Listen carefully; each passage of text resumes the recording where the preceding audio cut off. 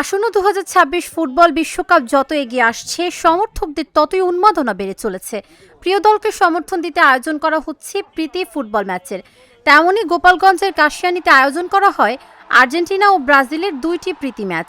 প্রিয় দলকে শুভেচ্ছা ও সমর্থন জানাতে রাবেয়া মোদাচ্ছের ফাউন্ডেশনের উদ্যোগে গোপালগঞ্জের কাশিয়ানী উপজেলার পারুলিয়া দক্ষিণপাড়া ও স্থানীয়দের উদ্যোগে রাতিল স্কুল মাঠে আয়োজন করা হয় আর্জেন্টিনা ও ব্রাজিলের দুইটি ম্যাচ। ম্যাচের শুরু থেকে আক্রমণাত্মক খেলা উপহার দেয় দুই দল। তবে শেষ পর্যন্ত দুইটি ম্যাচের একটিতে ব্রাজিলকে ৩-০ ও আরেকটিতে ৪-২ গোলে হারিয়ে সমর্থকদের আনন্দে ভাসায় আর্জেন্টিনা দল। খেলা দেখতে ভিড় করে হাজারো ফুটবল প্রেমী। তবে সবকিছু ছাপিয়ে আসন্ন বিশ্বকাপে আর্জেন্টিনা ও ব্রাজিল বিশ্ব চ্যাম্পিয়ন হবে এমন প্রত্যাশা দুই দলের সমর্থকদের। এমন আয়োজনে উচ্ছ্বসিত খেলোয়াড় ও দর্শকরা। বিশ্বকাপ খেলা চলবে, এই খেলার আমরা বিভিন্ন দলের সাপোর্টার আছি। এই সাপোর্টার আমরা আর্জেন্টিনা, ব্রাজিল এবং বিভিন্ন দল আমরা খেলার সাপোর্ট করি। সেই ক্ষেত্রে আমার ব্যক্তিগত সাপোর্ট হচ্ছে আর্জেন্টিনা। আমি আর্জেন্টিনার জন্য শুভকামনা জানাই, যাতে ভবিষ্যতে আর্জেন্টিনা গত বছরের মতো এবারও বিশ্বকাপ জিততে পারে সেই প্রত্যাশা রাখছি। এবং আজকের খেলার এই যত দর্শক এসেছে, দর্শকদের ধন্যবাদ জানাচ্ছি যে আমাদের ঐতিহ্যবাহী পারুলিয়ার মাঠে খেলা উপভোগ করার জন্য তারা দূর দূরান্ত থেকে আসছে। আজকে যে খেলাটা অনুষ্ঠিত হয়েছে, এই খেলাটা দেখে আমরা খুবই আনন্দিত বোধ করছি। সামনে যেহেতু 11 তারিখ থেকে বিশ্বকাপ অনুষ্ঠিত হবে, তো আমি আমার প্রিয় দল আর্জেন্টিনাকে সাপোর্ট করছি এবং আমি মেসির বড় একজন ভক্ত।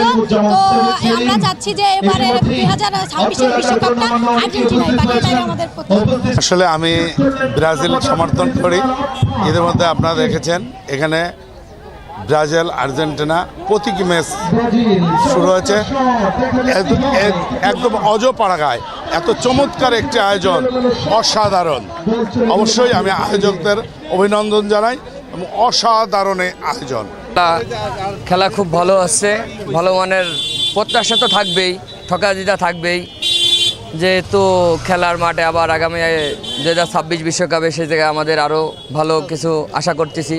আর এই জায়গায় যেহেতু প্রীতি একটা ম্যাচ চলতেছে, সেই জন্য আমরা চাচ্ছি যে খেলাটা আরও সুন্দর হোক। ঠকাতে থাকবেই, এটা আর একটু ভালো খেলা হইলে আমরা সেটাই আশা করতেছি।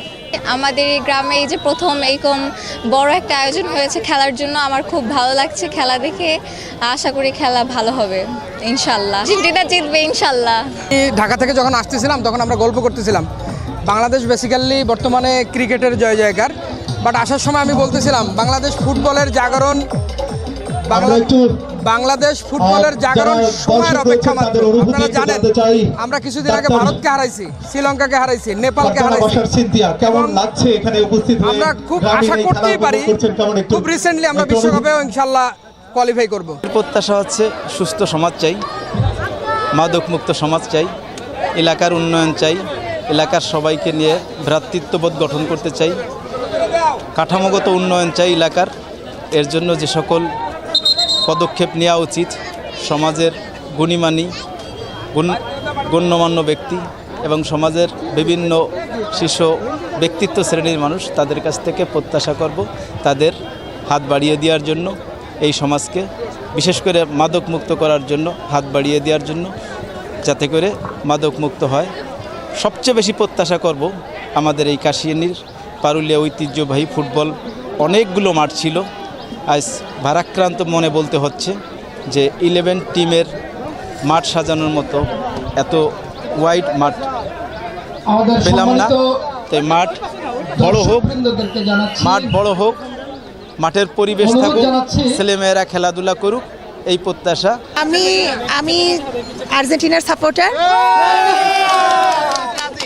আজকে আমার খুবই ভালো লাগছে, আমি যে এখানে এসেছি, এখানে আর্জেন্টিনা জিতেছে। তবে একটা জিনিস শিক্ষণীয় খেলা থেকে, যে জিতুক যে হারুক, আসলে সেটাকে আমরা সমানভাবে নিয়ে একভাবে পথ চলতে শিখি, সবাই ইউনিটি বজায় রাখি এবং খেলাধুলার বিকল্প নেই।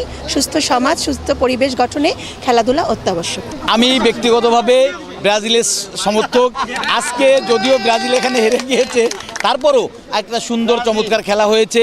এজন্যই আজকের এই আয়োজক যারা, তাদেরকে প্রতি আমি কৃতজ্ঞতা জানাই, ধন্যবাদ জানাই যে মাঝে মাঝেই আমি পাশাপাশি আমি আমাদের সমাজের বিত্তবানদের প্রতি উদাত্ত আহ্বান জানাবো, যাদের সামর্থ্য আছে তারা যেন আমাদের এই অঞ্চলের মানুষদের যাতে তারা একটু মাঝে মাঝে একটু বিনোদন দেওয়ার চেষ্টা করে, মাঝে মাঝেই যাতে তারা ভালো খেলোয়াড় এনে যাতে আমাদের ছেলেমেয়েরা উদ্বুদ্ধ হয়। কারণ ইতিমধ্যেই কিন্তু আমাদের সরকার ডিক্লেয়ার করেছেন খেলাকে পেশা হিসেবে নেওয়ার জন্য। খেলা শুধুই শরীরচর্চার ব্যাপার না, খেলা যাতে একটা পেশা হিসেবে নিতে পারে, যাতে আমাদের এই অঞ্চলের খেলোয়াড়রা ভালো একজন ফুটবলার হতে পারে, ভালো একজন ক্রিকেটার হতে পারে, সেই জন্য নিয়মিত তাদের অনুশীলন করা দরকার। এই জন্য খেলাকে কিন্তু বর্তমান সরকার একটা পেশা হিসেবে নিয়েছেন।